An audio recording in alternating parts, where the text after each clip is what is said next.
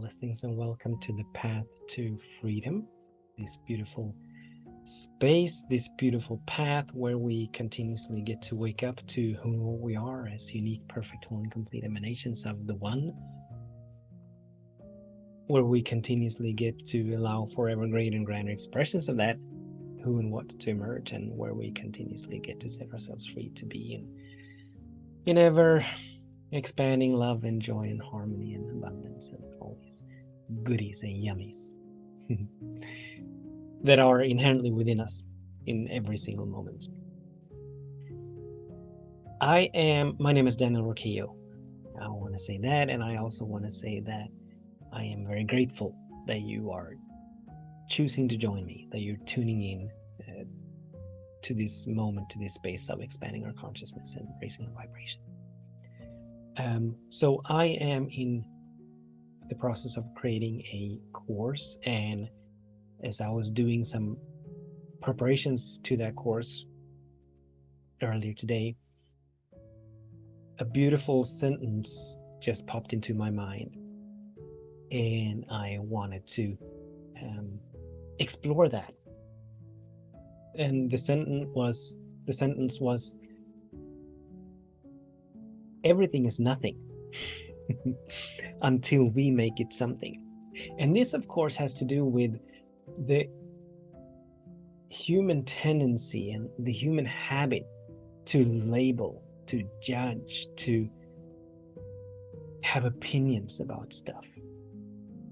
And as I caught this sentence, I was out on the deck and I was looking out over the fields and the trees and all of that, and I became aware, and this is not the first time, but it hit me kind of hard, that as I was looking at the trees, I was looking at a tree.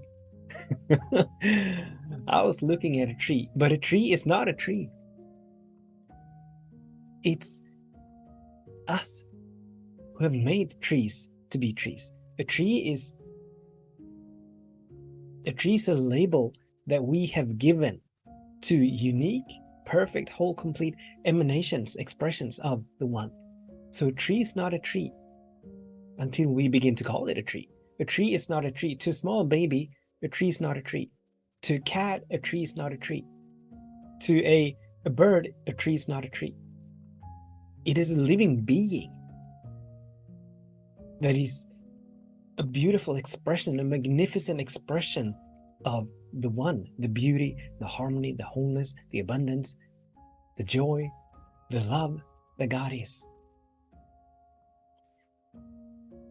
And oftentimes our minds, and I get that there's a benefit to having labels. It allows the mind to not having to process everything in a brand new way. But when we call a tree, that's a shortcut for the mind to go directly to, because the mind knows what a tree is once we learn the word. But it also moves us away from being fully present, from seeing, from truly seeing. And as this course is about being, well, I'm going to say it, being fully present in the nowness of this moment. And I want to add, and I need to add, to the best of our ability, a beautiful practice is to, from time to time, release the labels that we have given things. Everything is nothing until we make it something. A stove, well, is not. Let's go with another example. A flagpost is not tall unless we compare it to something that is not as tall. A marble is not small unless we compare it to something that is larger. So everything is nothing until we make it something. Everything just is as it is. And we're wise to cultivate the habit to not only have in our toolbox to collect dust, but to actually pick it up. The practice of embracing and allowing, just observing, witnessing. So the quote unquote tree that I'm looking at, or that we are looking at, what is it really? How does it really look? Because no two trees are exactly the same. Just because I've seen a gazillion trees doesn't mean that I've seen every tree. So every tree, every blade of grass, every grain of sand is different, because there are no two things that are exactly alike in all of creation. No two things. There are many things that are similar, but no two things are exactly alike. And if we want to go really, really deep into the nowness of this moment, into being present, really looking, really observing. And we're not only talking about, physical objects. We are speaking about other individuals. We are speaking about thought forms. We are speaking about emotions and feelings. What would it be like if we, for perhaps a day is too much of a stretch, but for a few moments, not labeled the feelings that we had, not labeled the emotions that we experience? What would it be if we, for just this conversation, not labeled the individual that we're talking about, or not the individual we are talking to, not about. I mean, what would happen? I know for me, what happens is that I see this individual. I see and I experience this emotion. I experience this thought form in a completely different way. Fear, the word fear has a negative connotation to it. If we drop the label fear and just explore the feeling that we used to call fear, it is a completely different experience. Now it's not something bad. Now it's not something that needs to be fixed. Now it's not something that we need to cover up or run away from. Now it just is. It's an isness. It's an isness. Or this individual that we may be talking to, and we may have, I don't know, let's say that we have judgments or praise around their choice of clothes. What would happen? Or their hairdo, or their makeup, or their whatever. What would happen if we dropped those labels? What would happen if we made that something that we have created into nothing, a nothingness, a no-thingness, an isness? We would see that individual in a completely different light. We would see a completely different being. If we want to have peace, if not only peace, if we want to experience the ever-expanding peace, the ever-expanding joy, the ever-expanding harmony, finding ways to not attach ourselves, to release our attachment to the thought forms, to the judgments, to the opinions, to the labels that are running, flowing through our consciousness. This is what we need to do. As long as we identify with labels, as long as we identify with thought forms, perceptions, judgments, opinions, thoughts as to what should and should not be, there will be no peace. There will be no lasting peace. There will be no expanding peace. peace arises when we come back to the nowness of this moment, when we come into the nowness of this moment, when we release time, when we release past, present, future.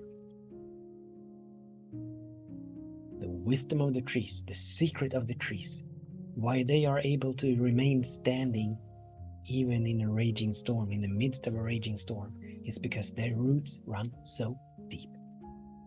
And those trees whose roots are not running so deep, they will not remain standing. The reason actually at sea, once again, that raging storm, the waves may be crashing, they may be 10, 20, 30 feet high on the surface, but deep down, there is still peace. Deep down, there is still tranquility. Deep down, there is still harmony, stillness. But all of this is correlated, dependent upon our ability to be present, to be anchored, centered, grounded in the nowness of this moment. So the practice, the invitation is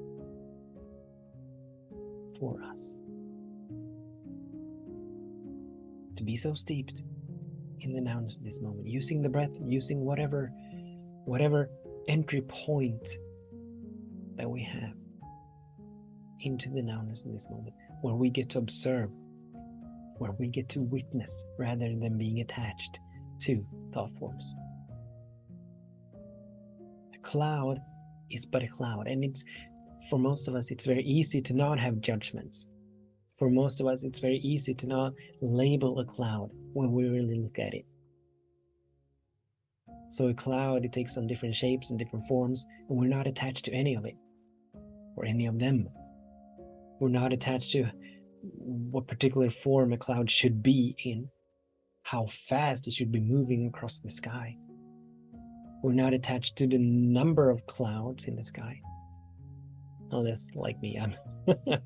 I love the sunshine and I love the clear blue sky. So on cloudy days, I do have some judgments around that sometimes. But in general,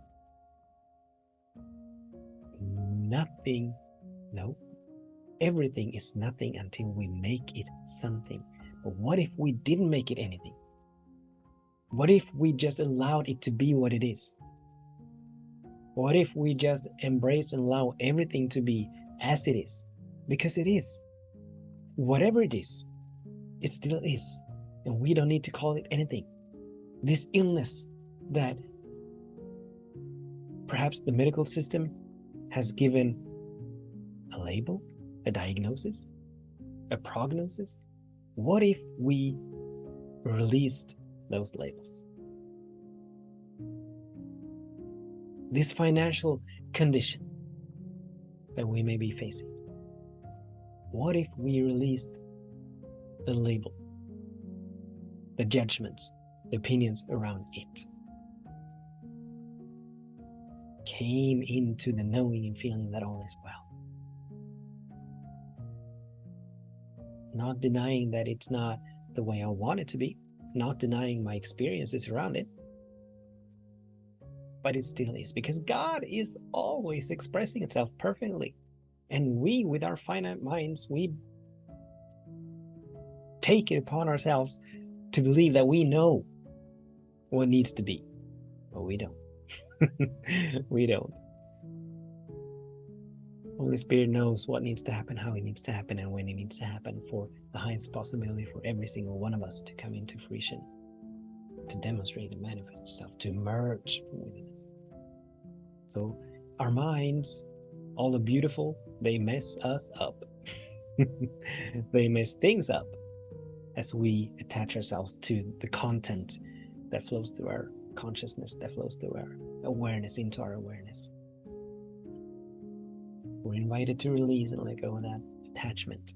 We're invited to release and let go of identifications with form and see it for what it is, embrace and allow it for what it is. And if it doesn't serve, release and let it go. So that's the invitation. Yes, that's the invitation. Thank you so much for tuning in. This was me blabbering on a brand new topic. But I had fun. I had fun. Until we meet again, I bless your day, and I bless your way, knowing, feeling that all is well, that something wonderful is happening, that everything is working for your highest good now, always, forever. Much love, many blessings.